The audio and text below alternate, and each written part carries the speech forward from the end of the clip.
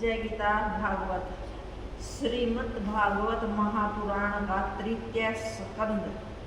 श्री सुखदेव जी बोले, हे राजा परीक्षित, तुमने जो प्रश्न किया था उसी का उत्तर नारायण ने लक्ष्मी जी को दिया था। लक्ष्मी ने उसी को शेषनाग को सुनाया और शेषनाग ने उसे वात्स्यायन मुनि को बतलाया। फिर वात्स्यायन ने मैत्रेय जी को सुनाया। यह सुनकर राजा परीक्षित सुखदेव मुनि से बोले, हे भगवान, अब आप मुझे यह बताने की कृपा करेंगे, कृष्णादि की भेंट किस जगह पर हुई थी। सुखदेव जी बोले, हे राजन, जिस समय राजा धृतराष्ट्र ने अपने भतीजे युधिष्ठिर आदि को पराया मानकर अपने पुत्र दुर्योधन आदि को प्राणधार जाना, उस समय दुर्योधन ने अर्जुन आदि पांचों पांडवों को तो प्रथम लक्ष्य गृह में ठहराया, आग लगवा दी। इसके बाद भीमसेन के खाने के लिए जहर के लड्डू भेजे। इतने पर भी वे न मरे तो उसने जुए में छल करके उनका समस्त राज्य और संपत्ति ले ली। तत्पश्चात उसने द्रौपदी को राज्यसभा में बुलाकर चीरहरण करवाया। दुशासन को उसका चीरहरण करने का आदेश दिया। इस पर भी जब उसके मन को शांति न हुई, उसने पांडवों को 13 वर्ष का वनवास दिया। पुरुषोत्तम भगवान श्री कृष्णचंद्र जी की कृपा से पांडवों की सर्वत्र रक्षा हुई। फिर 13 वर्ष पर्यंत जब वे वन से लौट आए, तब भी दुर्योधन ने उन्हें उनका राज्य भाग देना स्वीकार नहीं किया।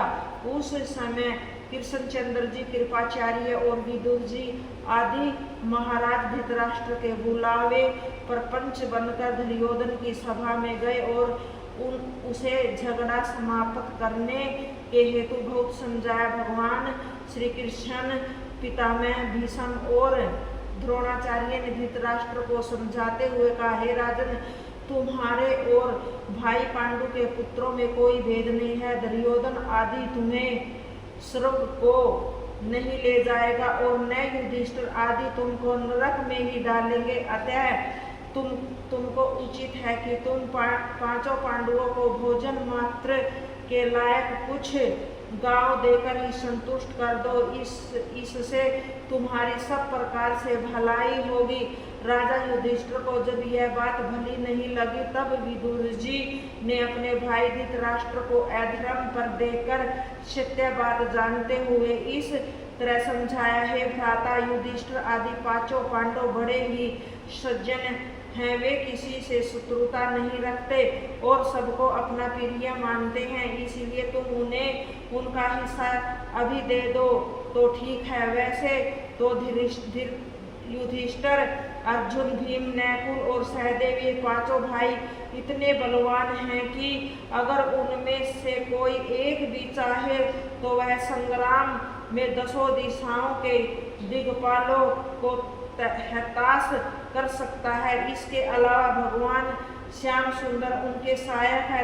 तुम जो यह जान रहे हो कि मेरे 100 पुत्र बड़े ही बलवान हैं, सो तुम यह निश्चय जान लो कि भगवान नंदन से विपरीत चलने पर तुम उनका कुछ नहीं बिगाड़ सकोगे।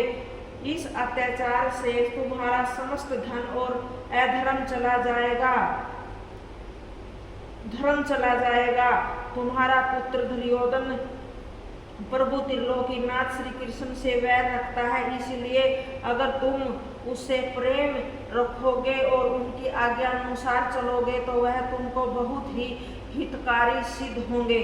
जय गीता भागवत।